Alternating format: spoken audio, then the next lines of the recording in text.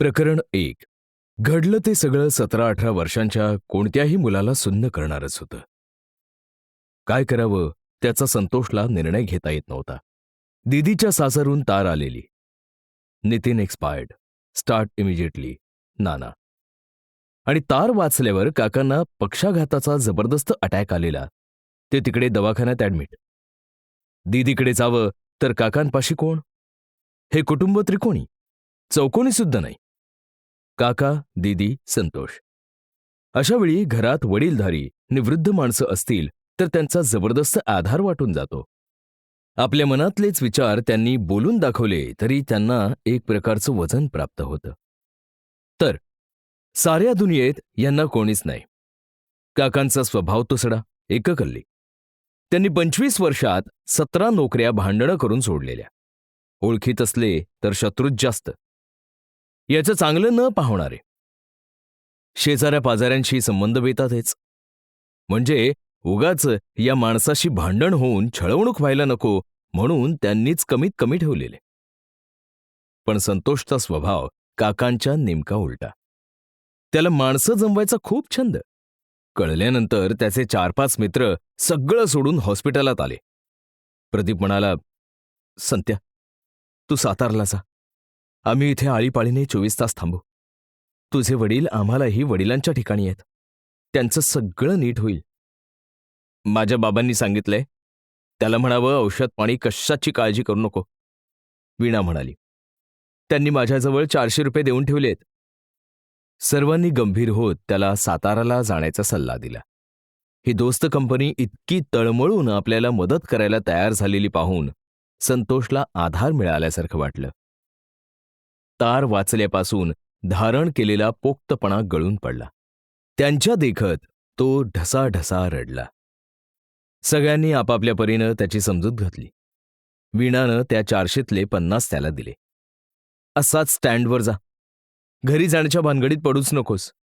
साताऱ्याला जायला सतत गाड्या असतात. तिनं बजावलं. बळेच त्याला वॉर्डाबाहेर काढला. रिक्षा करून संतोष स्वारगेटला आला. तर 1 नंबरला बेळगाव का निपाणी एसटी निघण्याच्या बेतातच होती. ती त्याला पटकन मिळाली. एसटीत गर्दी खूप होती. त्याला उभं राहावं लागलं. पण ओळखीचं कोणीच नसल्याने तो एकटा पडला. दीदी, नितीनराव, काका सगळ्यांच्या आठवणीनं त्याला सारखं रडू यायला लागलं. लोक चमत्कारिक नजरेनं पाहतायत याचंही त्याला भान राहिलं नाही. असं कसं घडलं? काय झालं असेल? नितीन एक्सपायर्ड म्हणजे मेलाच की गृहस्थ? चक्क सिरियस वगैरे भानगडच नाही. 27-28 वर्षांचा तरणा बांड, जवान, पैलवान गडी अचानक कशानं मेला? का ते मंगळाबिंगळाचं खरं असतं? दीदीच्या पत्रिकेत कडक मंगळ म्हणून तिचं लग्न होत नव्हतं. सगळीकडे पसंत पडायची, दिसायला छान नीटनेटकी, पण मंगळ आडवा यायचा. नितीन चंद्रात्रेचं स्थळ कळलं. मुलगा म्हणाला, माझी पत्रिका नाही, मला मुलीची पत्रिका बघायची नाही. काकांना हायसं वाटलं. मुलगी दाखवायला म्हणून सगळे साताराला गेले. कुंकू लावणं उरकून लग्नाची तारीख पक्की करूनच परत आले. पोराचा घरचा प्रिंटिंग प्रेसचा व्यवसाय. कामेरीला 5-10 एकर शेती, घरात भरपूर दूध दुभतं. आणखी काय पाहिजे? 20,000 रुपये खर्च करून काकांनी दीदीचं लग्न लावून दिलं. अंगावर ऐपतीप्रमाणे 8-10 तोळ्यांचे दागिने घालून दिले. सर्वांचे मान पान सांभाळले. सगळं झालं. अन 2 वर्षात ही तार. नितीन एक्सपायर्ड. स्वतःच्या विचारांच्या नादात तो सातारा एसटी स्टँडला उतरला. तर कुठे जावं हेच त्याला कळेना. सरळ रिक्षात जाऊन बसला. कुठं? ते चंद्रात्रयांकडे. रिक्षावाला मख्ख नजरेनं त्याच्याकडे पाहत राहिला. मग संतोषला एकदम आठवलं. त्यानं राजवाड्याची खूण सांगून टाकली. राजवाड्याच्या अलीकडेच चंद्रात्रयांचा वाडा होता. तिथे संतोषनं लक्षात ठेवून रिक्षा थांबवली. पैसे देऊन तो वाड्यासमोर येऊन उभा राहिला. जुन्या पद्धतीच्या प्रचंड दरवाजाकडे पाहून त्याच्या पुणेरी हृदयावर प्रचंड दडपण आल्यासारखं झालं. भेदरून तो असा एकटक पाहत असतानाच कोणीतरी दिंडी दरवाजा उघडला. आतली रडारड एकदम स्पष्ट झाली. ती अपेक्षित असूनही त्याच्या छातीत धस्स झालं. मी तारा दीदीचा भाऊ. तो अपराधी स्वरात म्हणाला. समोरच्या चेहऱ्यावरचं मख्ख प्रश्नचिन्ह त्या माहितीनं वितळलं नाही. तसं त्याला दिदीचं नाव आठवलं. नैना वहिनींचा भाऊ. हा, मग आज जा की. तुसड्या स्वरात तो माणूस म्हणाला. का स्वागतासाठी पायघड्या घालायची वाट पाहतोयस? संतोष चाट पडला. दार अडवून तो माणूस उभा होता म्हणून त्याला आत जाता येत नव्हतं, आणि असं असून तो असा का वाकडं बोलतोय? आपल्या बहिणीनं त्यांच्या पोराला गेलं, त्याचा दोष अख्खा जोशी घराण्याला येतो वगैरे अन्वय समजण्याचं त्याचं वय नव्हतं. तो आपला खाली मान घालून वाड्यात शिरला. सगळ्या वातावरणावर सूतक पसरलं होतं. 5 मिनिटांपूर्वी आलेल्या कोणाला तरी कसं घडलं ते समजावून सांगण्यात येत होतं. सांगणारा नितीनरावांचा मोठा भाऊ होता. ऐकताना सगळे मूकपणे रडत होते. आता मात्र कोणी ना कोणी बाई ताजीतवानी होऊन रडत होती. अशा वेळी संतोष पहिल्यांदाच हजर राहत होता. त्यातून प्रसंग सख्ख्या नात्यात घडलेला. त्याला एकीकडे रडू कोसळत होतं, दुसरीकडे प्रचंड भीती वाटत होती. भैयासाहेबांनी त्याला आलेलं पाहिलं, कारण तो त्यांच्यासमोरच येऊन उभा राहिला. पण त्यांनी तुच्छपणे त्याच्याकडे दुर्लक्ष केलं. समोरच्या माणसाला ते पुन्हा सगळं सांगायला लागले. त्यालाही ऐकायला मिळालं. तारा दिदीचा नवरा अगदी सहजपणे ॲक्सिडेंटमध्ये मारला गेला होता. अपघातही फार मोठा कोणी दगावलं जावा इतका नव्हता, पण नितीन मेला होता. त्याचा कोणी मित्र काल पहाटे मोटरसायकलवरनं पुण्याला जायला निघाला. जस्ट कंपनी म्हणून त्यानं याला विचारलं, येतोस का? नितीनचं खरं तर काहीच काम नव्हतं. होती ती पत्रानं होण्यासारखी होती. पण तो जातोय म्हणून नितीनही निघाला. की कंपनी आहेच तर प्रकाशकडे जाऊन नवीन टाईपाचं कुठपर्यंत आलं पाहावं. नाईककडे ते ऑटोमॅटिक नंबरिंग मशीनचं सांगून ठेवलंय. तो पीस आला का पाहावा आणि प्रिंटर्स असोसिएशनच्या पारुंडेकरांना भेटून कागदाचं सांगून ठेवावं. मित्र म्हणाला, आपण 4-4:30ला निघू. माझे 2-3 अर्जंट निरोप आहेत. त्या माणसांना झोपेतूनच उठू, म्हणजे तुझी कामं 10-11 पर्यंत उरकतील.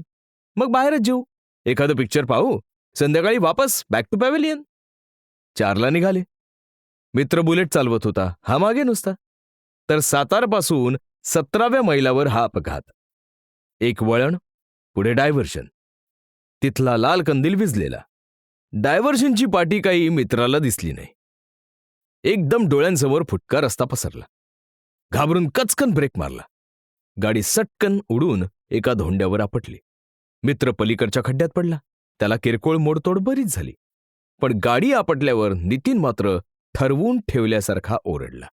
सूर मारून एकदम डांबराच्या ड्रममध्ये शिरला. मागून येणाऱ्या एका ट्रकवाल्याच्या लक्षात येऊन तो तिथे पोहोचेपर्यंत खेळ खल्लास. श्वासनलिकेत गरम डांबर शिरलं होतं. पार बुजूनच गेला होता तो. सातारला कळवून मग पंचनाम्याचे पोलीस, शववाहिनी असं सगळं झालं. प्रेत पोस्टमॉर्टेमला गेलं. तोपर्यंत पोलिसांनी मयत इस्माबरोबरच्या माणसाचा जबाब घेऊन त्याच्या आणि चंद्रात्र्यांच्या घरी अपघाताची बातमी पोहोचवली होती. हलकल्लोळ माजला सगळा. मग तारा केल्या, ट्रंक कॉल्स लागले. कामिरेला जाऊन एका नोकरानं भैयासाहेबनी आईबाबांना खबर पोहोचवली. सगळे भराभर गोळा झाले. संध्याकाळी प्रेत ताब्यात मिळालं. नयनाच्या माहेरून तेवढं कोणी आलं नव्हतं. त्याची कोणी वाटही पाहिली नाही. संतोष पोहोचला तेव्हा दहनविधी उरकून हे सगळे नुकतेच परत आले होते. आंघोळी झाल्या होत्या. आपण इतक्या लवकर कसे आलात? संतोषकडे पाहून एक भुवई उडवत भैयासाहेबांनी झोमत्या स्वरात विचारलं. त्यानं काकांची हालत सांगितली. आहेत का पण अजून ते? म्हणजे? नाहीतर खचून मरून जायचे, बदमाश लेखाचे. या गरिबांना ढोंग फार मस्त करता येतात. आम्हाला काही झालं नाही, कारण त्याच्या मरणाची बातमी ऐकून आम्हाला वाईट वाटलंच नाही. त्यानं म्हणे तार पाहिल्या पाहिल्या पक्षाघात झाला. ही माणसं आपल्याला असं वाकडं का लावतात तेच त्याला कळेना.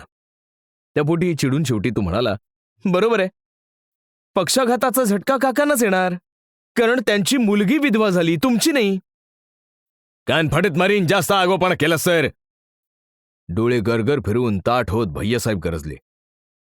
आत्ता कुठे मी होण्याची कवटी तडकली तर लागलीच तुमचं आमचं. दोघं बहीण भाऊ हरामखोरीत सारखेच. भैयासाहेबांचा आवाज ऐकून आतली माणसं पटापट बाहेर आली. संशयानं संतोषकडे पाहायला लागली. तो कावराबावरा झाला. दिदी कुठे दिसते म्हणून त्याची नजर चेहऱ्यांवरून फिरायला लागली. तर त्याच्या त्या पाहण्याचा फायदा घेत भैयासाहेब गुरगुरले, पाहतोय कसं बघा बेरडासारखा. काय झालं भैयासाहेब? कोणीतरी विचारलं. काय झालं? हे विद्वान म्हणतात नितीन मेल्याचं कोणालाही दुःख झालं नाही. ही पुणेरी माणसं स्वतःला फार शहाणी समजतात ना. म्हणे आमची बहीण विधवा झाली, तुमची व्हायला हवी होती. आपल्या बोलण्यातून इतके भयान अर्थ निघू शकतील हे बिचाऱ्या संतोषला माहीत नव्हतं. त्यामुळे आपल्यावरचे आरोप ऐकून त्याची छाती दडपली. त्यातच दीदीच्या नणंदांनी आपल्या तोंडाचे पट्टे सोडले. त्याला मेल्याहून मेल्यासारखं झालं. नुकतंच कॉलेजात गेलेलं ते कोवळं पोरगं सगळं असह्य होऊन रडायला लागलं. तेवढ्यात एका म्हाताऱ्यानं त्याचा ताबा घेतला. त्याला त्या हल्ल्यापासून दूर नेलं. असं बोलू नये, अजून तू लहान आहेस, असे 4 शब्द त्याला समजावून सांगितले. त्यानं कसलंही स्पष्टीकरण न करता ते ऐकून घेतलं. मग अपराध्यासारखी मान खाली घालून तो दीदीला भेटायला निघून गेला. मधल्या अंधाऱ्या माझघरात त्याची दीदी एका कोपऱ्यात घाबरलेल्या चिमणीच्या लहानग्या पिल्लासारखी सगळं शरीर एकवटून बसली होती. दीन अनाथ होऊन केविलवाणं रडत होती. भोवती आसपास राहणाऱ्या स्त्रियांचा वेढा होता. घरातलं त्यात कोणीही नव्हतं. त्या तिची समजूत घालत होत्या. कुणीतरी मूर्खासारखं तिच्या नवऱ्याच्या गुणांबद्दल बोलत होतं. ती पुन्हा पुन्हा हृदय खरवडून रडत होती. दीदी, तिनं मान वर करून त्याच्याकडे पाहिलं.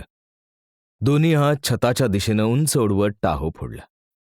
धावत येऊन त्याला मिठी मारली. तिच्या सुरात सूर मिसळून तो गदगदून रडायला लागला. तिच्या पांढऱ्या कपाळावरच्या कुंकवाच्या डागाकडे, निओक्या बोक्या गळ्याकडे मात्र पाहण्याचं धाडस त्याला झालं नाही. थोड्या वेळानं भैयासाहेबांचा गुरगुरता आवाज त्यांच्या कानांवर आला. नाटकं पुरे झाली. लहान भाऊ असला तरी तरुण आहे तो. त्याला असं आवळून धरताना लाज वाटायला पाहिजे. झटकन तिच्यापासून बाजूला होत संतोषनं दीदीच्या चेहऱ्याकडे पाहिलं. दीदीची नजर त्यांच्या चेहऱ्यावर झिजली होती. सगळं दुःख विसरून तिनं शांतपणे विचारलं, आत्ताच मी तोंड उघडायला हवं का भैया भाऊजी? त्या प्रश्नानं काय जादू झाली कोणालाच कळलं नाही. पण स्वतःशी बडबडत दाण दाण पाय आपटीत भैयासाहेब बाहेर निघून गेले. घरात त्यांची बायको सासूच्या कानाशी फुसफुसत भांड्यांची आदळ आपट करीत राहिली. त्यांच्या वाटे गेलं नाही कोणी, एवढं मात्र खरं. तो पुण्याहून गेल्याच्या दुसऱ्या का तिसऱ्या दिवशी प्रदीपचं सविस्तर पत्र आलं. काकांची तब्येत बरी नव्हती, तरी परिस्थितीत पहिल्यापेक्षा बिघाड नव्हता. ट्रीटमेंट व्यवस्थित चालू होती. डॉक्टर रावतांनी लिहून दिलेली सगळी औषधं खुद्द वीणाच्या मोठ्या भावानंच आणून दिली होती. त्यांच्यापाशी सतत कोणी ना कोणी थांबत होतं. थोडक्यात म्हणजे काकांसाठी त्यानं त्वरेनं पुण्याला येण्याची आवश्यकता नव्हती. तो दीदीपाशी राहिला आणि पहिल्या 4-5 दिवसातच आपण किती योग्य निर्णय घेतला याची त्याला जाणीव झाली. घरात ताराच्या विरोधी वातावरणाचे काळेकुट्ट ढग तयार होत होते. त्यातला एखादा मध्येच धुआंधार कोसळून जाई. तिच्यावर असे हल्ले करताना या पोरीचा नवरा मरून 4-5 दिवस होत आहेत याचाही कोणी विचार करीत नसे का तिच्या भावाचं अस्तित्व त्यांना भेडसावत नसे. नंतर ती कळवळून रडायला लागली की तिचं सांत्वन करणं तेवढं त्यांच्या हाती राही. भैयासाहेबांना तारा दीदीची कसली तरी भीती वाटत असावी. त्या भीतीपोटी जन्माला येणाऱ्या असुरक्षितपणाच्या भावनेतून त्यांनी तिच्या विरुद्ध रीतसर मोहीम उघडली होती. आपला सगळा वेळ ते वडिलांशी, भावांशी, आईशी व इतर नातेवाईकांशी चर्चा करण्यात घालवीत. त्यापायी त्यांना जेवण झोपही धड सुचत नसे. त्या चर्चासत्राचा परिणाम लगेच दिसून आला. दुपारच्या चहाच्या वेळी विषय निघाला. तिची सासू ठणठणीत आवाजात म्हणाली, भैया, इथलं माझं जे काही आहे ते सगळं आवरून ठेवते हा आता. एकदा कामेरीला गेले की पुन्हा या घरात पाऊल ठेवणं नको. एका कोपऱ्यात बसून तारा दीदी चहा पित होती. हे बोलणं आपल्यावर घसरणार असं ओळखून ती अस्वस्थ झाली. तिच्या हातातला कप नुसता थरथरत राहिला. का ग, सातारला येणार नाहीस पुन्हा? खोटं आश्चर्य दाखवत भैयासाहेबांनी विचारलं. विचारताना नजरेच्या कोपऱ्यातून ताराकडे पाहून घेतलं. तिची अवस्था पाहून ते मनोमन सुखावले. नको बाबा, पुरे झालं तुझं सातारा. आपल्याला पाण्यात पाहणारी माणसं आहेत, तिथे आपण करायचं. नकोशी माणसं अशीच गिळली जायची. सासूबाई, दीदी कळवळून म्हणाली. कोणी कोणाला गिळलं? का असं लागट? तू माझ्या मुलाला गिळलंस, समजलं? डोळे गरागरा फिरवत सासू म्हणाली. बोल, आता विचारते, तुझ्या पत्रिकेत कडक मंगळ होता का नव्हता? तू किंवा तुझ्या बापानं एका शब्दानं सावध केलं आम्हाला. मग नवऱ्याला गेलं म्हणलं तर एवढं कशाला वाईट वाटायला हवं? त्यावेळी लाज नाही वाटली होकार देताना? कारण कुठं जमत नव्हतं ना. बाप म्हणाला असेल, शेवटपर्यंत कुमारी राहून शेण खाण्यापेक्षा काय 2-5 वर्ष संसार होईल तो करून ये. पण त्यापायी माझा मुलगा गेला. तिला ते सगळं ऐकणं असह्य झालं. हातातली कपबशी खाली टाकून तारा दोन्ही हातांनी कान घट्ट दाबून रडायला लागली. संतोष तिच्या जवळच होता. पहिल्या दिवसात अनुभव जमेस धरूनही त्याला गप्प राहाविना. नम्र स्वरात तो म्हणाला, आई, माझ्या बोलण्याचा कृपा करून विपर्यास करू नका. मला अजून बोलायचं कळत नाही, पण राहवत नाही म्हणून बोलतो. असं कसं बोलता? तुमचा मुलगा गेला, पण तुम्हाला 3 मुलं आहेत. तिचा एकमेव सर्वस्व असा पती गेला. तुमच्यापेक्षा तिचं जास्त नुकसान नाही का झालं? ऐन 25शीत ती विधवा झाली. याहून अधिक वाईट ते काय असू शकतं? तुम्ही सर्वांनी तिला असं वाईट टाकलं तर तिनं कोणाच्या तोंडाकडे पाहून जगायचं? तारा दिदीनं आश्चर्यानं आपल्या धाकट्या भावाकडे पाहिलं. अरे, इतकी समज आली याला?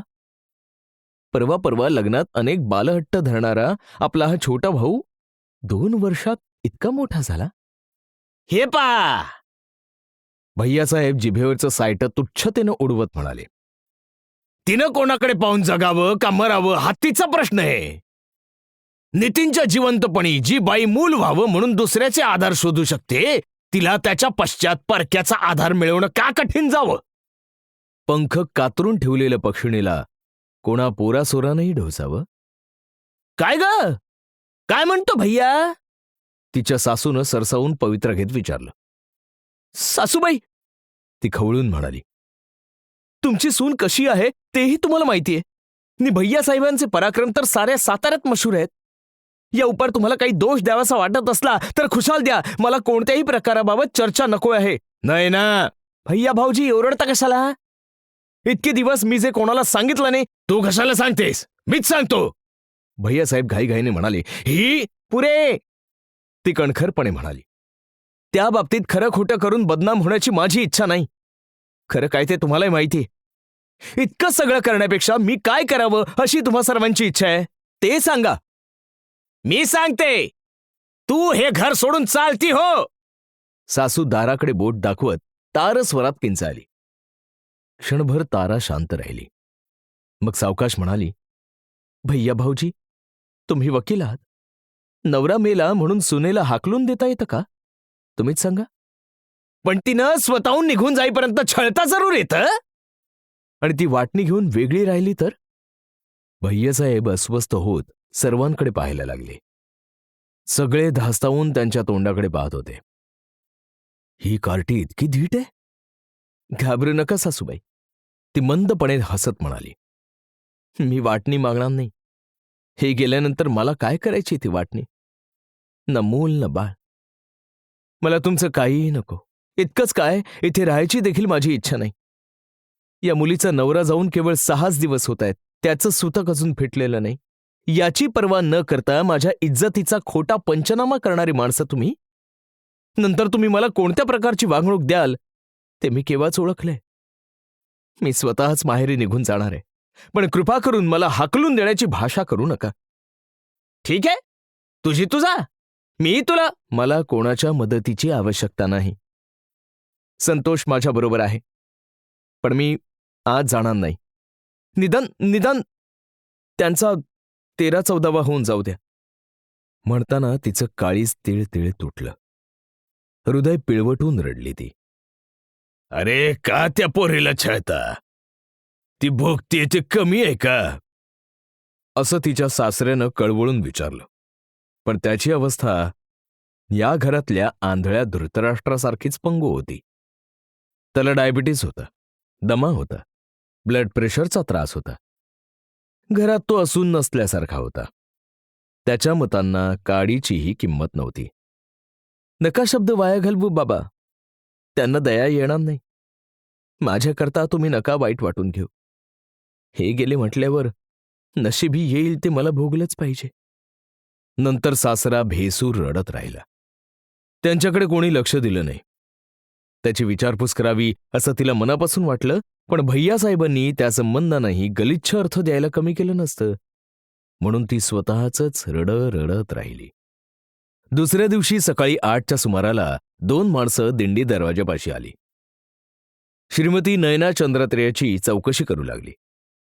घरातलं वातावरण एकदम डचमळलं. पाण्यात टाकलेल्या पावाच्या तुकड्याभोवती मासे सुळूक सुळूक गोळा व्हावेत तशी घरातली माणसं त्यांच्या भोवती जमली. त्यात तारा दिदी नव्हती. संतोष लांबून सगळं ऐकत पाहत होता. कोण पाहिजे? नयना चंद्रात्रे इथेच राहतात. काय काम आहे? जरा बोलवता का त्यांना? कोण आपण? आम्ही विमा कंपनीकडून आलोय. सध्या आम्हाला तुमचा गैरसमज होतोय भैयासाहेब. मी फुलंब्रीकर. मी विमा एजंट आहे. नितीन बाबूंनी माझ्याकडं 25,000चा दीर्घ मुदतीचा विमा उतरवला होता. त्यांनी नयनाबाईंना आपलं वारस नेमलं आहे. या गायकवाडी साहेबांना घेऊन मी पोलीस तपास वगैरेचं सगळं रेकॉर्ड पाहिलं आहे. आता आम्हाला काही ठोकळ प्रश्न विचारायचे. नयनाबाईंच्या सह्या घ्यायच्यात, म्हणजे क्लेमची रक्कम त्यांना लवकरात लवकर मिळून जाईल. नितीननं 25,000चा विमा उतरवला होता ही गोष्ट सर्वांना नवीन म्हणून आश्चर्यदायक होती. ऐकून भैयासाहेब चाट पडले होते. या बसा, ते म्हणाले. मग पुढाकार घेत त्यांनी प्रेमळ स्वरात नयनाला हाक मारली. 4-6 दिवसातलं त्यांचं वागणं आणि आत्ताच्या हाकेतला फरक पाहून संतोषला फार थक्क व्हायला झालं. भैयासाहेबांना पूर्णपणे जोखून असल्यामुळे तारा दिदीला मात्र मुळीच निराळं काही वाटलं नाही. ती निमूटपणे बाहेर आली. एका खांबाआड उभी राहिली. अगं, मी नितीनला म्हटलं होतं, बाबा रे, विम्याची पॉलिसी घेऊन ठेव. त्यानं ती 20 वर्षांची घेतली हे मला माहित नव्हतं. पण तुझं नाव त्याला मीच सुचवलं होतं. त्याही परिस्थितीत तिला हसू आलं. कारण लग्नानंतर काहीतरी 4च महिन्यांनी नितीननं तिच्याच परवानगीनं एक बचतीचा प्रकार म्हणून ही पॉलिसी सुरू केली होती. आणि यातलं भैया किंवा कोणाला कळू नये म्हणून प्रेसच्या वर कामातून तो पॉलिसीचे हप्ते भरत होता. ये अशी पुढे ये, ते दाखवतील त्या डॉक्युमेंटवर सह्या कर. काही न बोलता तिनं त्या केल्या. निघताना फुलंब्रीकर म्हणाला, फॉर्ममध्ये तुम्ही नमूद केल्याप्रमाणे हे पैसे 4-5 दिवसात तुमच्या युनायटेड वेस्टर्नच्या सेव्हिंग्ज अकाउंटला चेकने जमा होतील. आहे ना ते अकाउंट? तिने होकारार्थी मान डोलावली. दोघं गेल्यावर या विषयावर चर्चा होणं अपरिहार्य होतं. कारण विम्याचं त्यांनी घरात सांगितलं नव्हतं. तसंच तिचं बँक अकाउंटही गुप्तच होतं. 2 तास त्या चर्चेत गेले. सगळ्यांच्या आंघोळी, सकाळची खाणी, सकाळची कामं सगळं राहून गेलं. चर्चेतून तिला वगळण्यात आलं होतं. पण नीट विचारविनिमय झाल्यावर तिच्यासमोर तो विषय निघणार हेही तिला अपेक्षित होतं. दिवसभर तिला कोणी वसवस केलं नाही. जेवण, चहा, प्रत्येक वेळी ती वगळली जाणार नाही याची आवर्जून काळजी घेतली होती. 2-3दा संधी साधून तिच्या नणंदांनी तिची विचारपूस केली. मोठ्या जावेनं तिच्या या अवस्थेबद्दल काळजी व्यक्त केली. एकदा तर भैयासाहेबही तिच्याकडे पाहून प्रेमळपणे हसले. तिला सगळं कळत होतं. ती बोलून दाखवत नव्हती इतकंच. मग इतकी पूर्वतयारी झाल्यावर जेवणाच्या वेळी सूतवाद झालं. गप्पातून विषय निघाला. नितीन प्रेस टाकतो म्हणाला. बाबांचा विरोध होता. भांडवलासाठी खटपट करून शेवटी मी त्याला 20,000 गुपचूप दिले. लिखापडी नाही का त्याचा पुन्हा उच्चारी नाही. चक्क्या धाकट्या भावाकडून कसला आले लेखन बिखी. हो, त्यावेळी 4,000 कमी पडत होते तर मीच यांना म्हटलं माझ्या बांगड्या ठेवा म्हणून. तिच्या आत कुठेतरी हास्य खदखदायला लागलं होतं.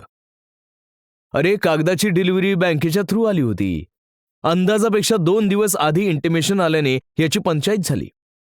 500 रुपये कमी पडले. भैया करीत हे कामेरीला गेले. तर या माणसानं व्यवहार म्हणून यांच्याकडून 3 दिवसानंतरच्या तारखेचा पोस्ट डेटेड चेक लिहून घेतला. देताना 3% महिन्याने 15 रुपये कट करून 485 हातावर ठेवले. त्या रात्री हे किती ओक्साबोक्षी रडले आणि हा गृहस्थ 20,000 असे काही लेखी वगैरे न करता बिनव्याजी देणार. आणि जाऊबाई लग्न लागून या घरात आले. गळ्यात चंद्रहार होता. त्यावेळी कोण कसं माहीत नव्हतं. कोण आपलं कोण परकं याची ओळख पटायची होती. यांच्या खोलीत सोडताना जाऊबाई प्रेमळपणे म्हणाली, देतो चंद्रहार इकडे, नीट ठेवते. परत काही चंद्रहार पाहायला मिळाला नाही. नंतर कळलं त्यांच्या लग्नात घरची परिस्थिती तितकीशी चांगली नव्हती. त्यांच्या बाहेरून दागिन्यांऐवजी रोख पैसे आले होते म्हणे आणि बाबांनी ते लग्नात वापरले होते. त्यावेळी गळ्यातलं करणं शक्य नव्हतं म्हणून बाबांनी सासूबाईंचा चंद्रहार जाऊबाईंच्या गळी घातला होता.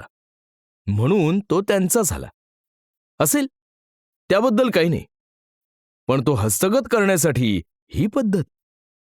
अशी पाताळयंत्री बाई दिराला मदत करण्यासाठी बांगड्या गहाण ठेवणार. ते आता काढू नकोस.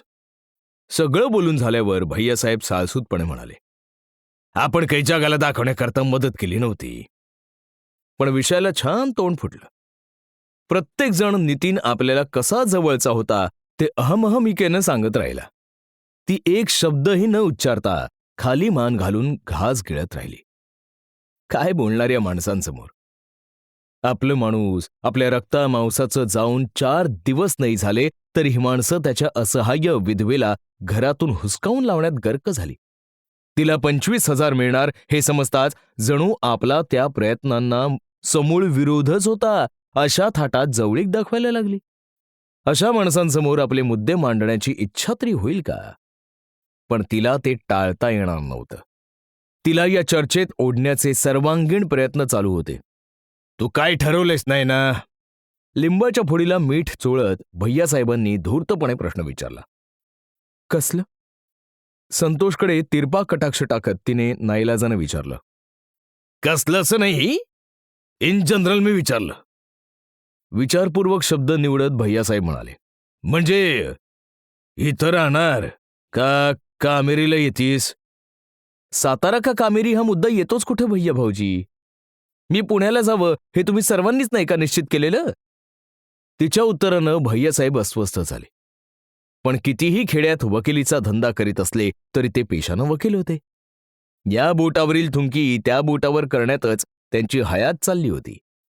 प्रेमळ अधिकारानं म्हणाले, मूर्खासारखं बोलू नकोस नाही ना. नितीन गेला असा अचानक, काही न होता गेला म्हणून सगळेच दुःखानं चूर झालेत. प्रत्येकाच्या मनाचं कोणमारा झालेलं आहे. हा राग कुठेतरी काढला जातो. त्यावेळचं बोलणं खरं मानायचं नसतं. काही झालं तरी तू या घरची सून आहेस, या घरची लक्ष्मी आहेस. तुला आम्ही असं वाऱ्यावर सोडणार नाही हे तुलाही माहित आहे.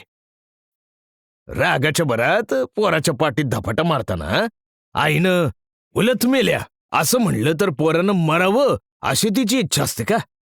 बाबा इतका वेळ काही न बोलता अन्न चिवडत बसले होते. भैयाचा युक्तिवाद ऐकून ते एकदम विचित्र हसले. ते काही बोलण्याच्या आत तिच्या जाऊबाई म्हणाल्या, ते काही चालायचं नाहीये नाही ना. मी तुला आईच्या जागी आहे. तू किती नाही म्हणालीस तरी मी ऐकणार नाही. तुला कामेरीला आलंच पाहिजे. तेच ना. या वातावरणातून बाहेर पडलीस तरच मनावरचं हे दडपण जरा. भैया.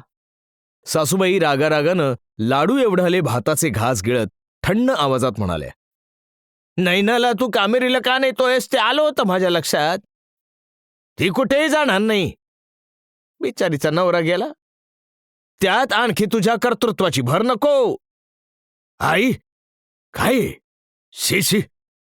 भैयासाहेब ओशाळत म्हणाला, यांच्या मनात कसलंही पाप नाही. ते सरळपणानं म्हणतायत.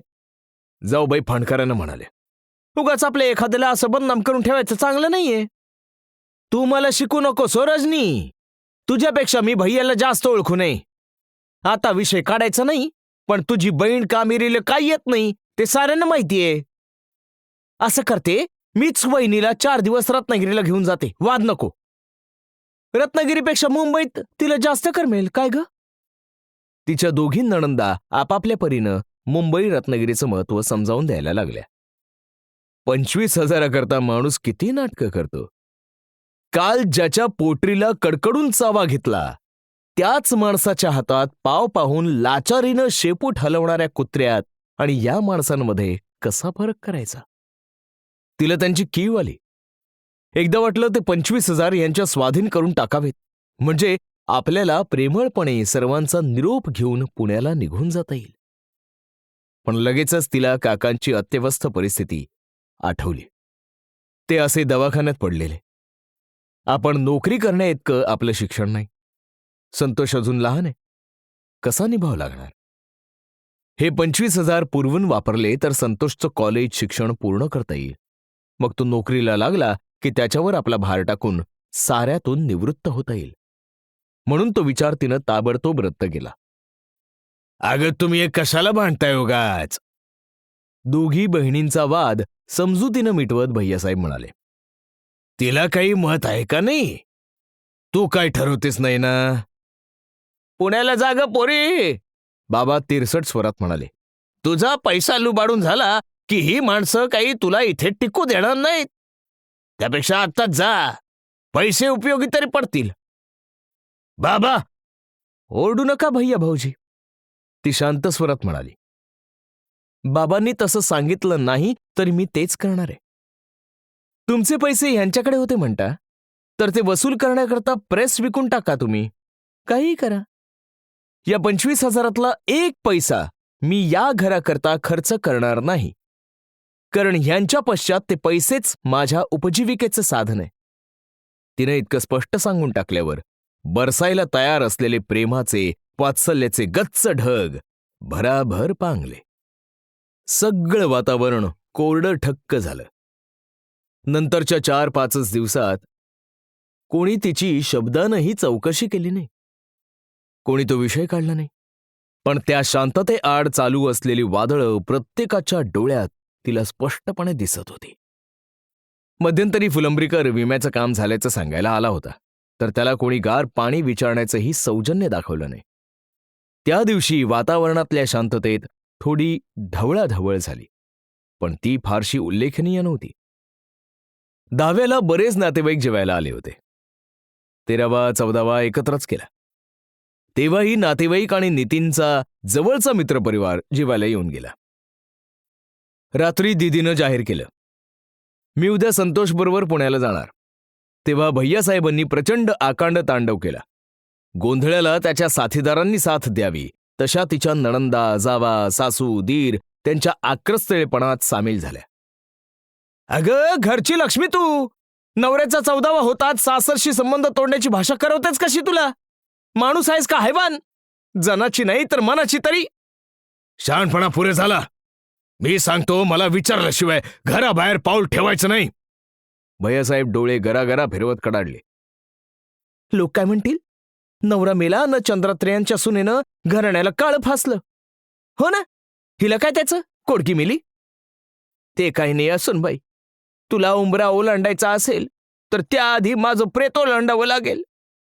अभद्र काहीतरी बोलू नको साई. तिला लोकांच्या विनवण्यांची पर्वा नसेल तर मी पाहतो कशी जाते ती. दांगडं मोडून हातात येईन.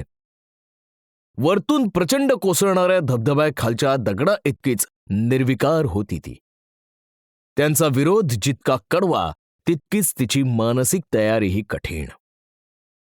दुसऱ्या दिवशी 5ला उठली. संतोषला उठवलं, आवरलं, जुजबी पातळं वगैरे सामान पिशवीत भरलं. बाबांना जागा करून म्हणाली, येते. घरात एकच माणूस होता, त्याला सांगून जावंसं वाटलं म्हणून उठवलं. म्हाताऱ्याचे डोळे भरून आले, कंठ दाटला. जा म्हणताना जीव कोळा होतो पोरी, पण जा, सुखी राहा. आता पुन्हा भेट होईल असं वाटत नाही. म्हाताऱ्या सासऱ्याची आठवण म्हणून हे ठेव. बाबांनी गळ्यातली सोन्याची साखळी तिच्या गळ्यात घातली. त्यांना नमस्कार करताना ब्रह्मांड आठवलं.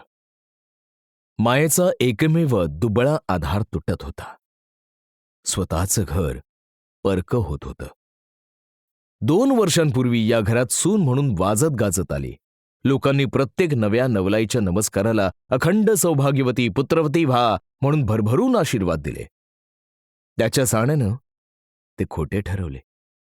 आता इथे काही उरलं नाही. भूतांनी पछाडलेली माणसं तेवढी मागे उरली.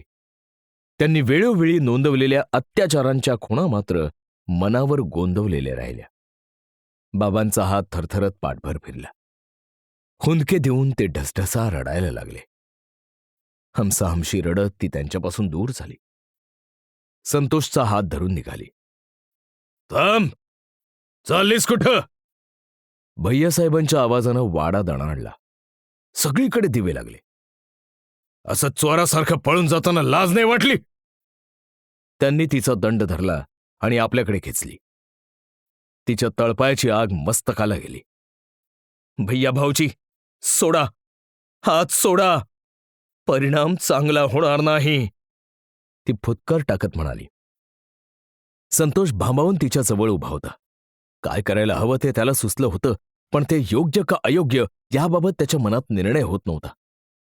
भैयासाहेबांच्या एक थोबाडीत मारण्याची उर्मी त्याला येत होती, पण मोठ्या माणसात पडल्यासारखं झालं असतं आणि त्याहून म्हणजे भैयासाहेब त्याच्या तिप्पट तरी होते.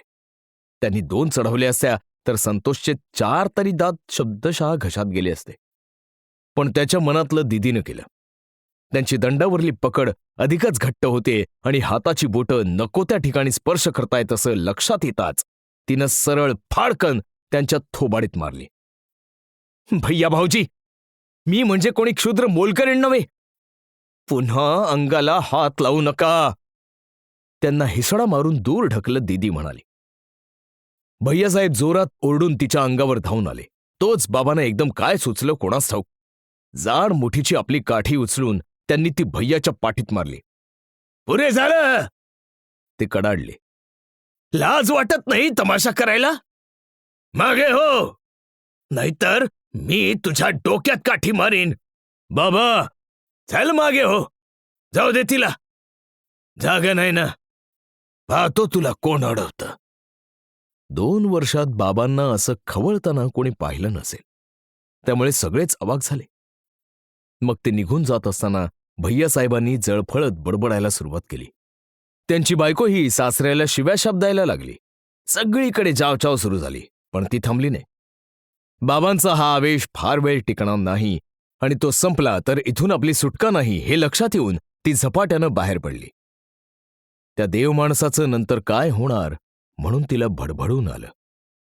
समोरचा रस्ता नीट दिसेना. संतोषच्या आधारानं ती झपाझप रिक्षा स्टँडच्या दिशेनं चालू लागली.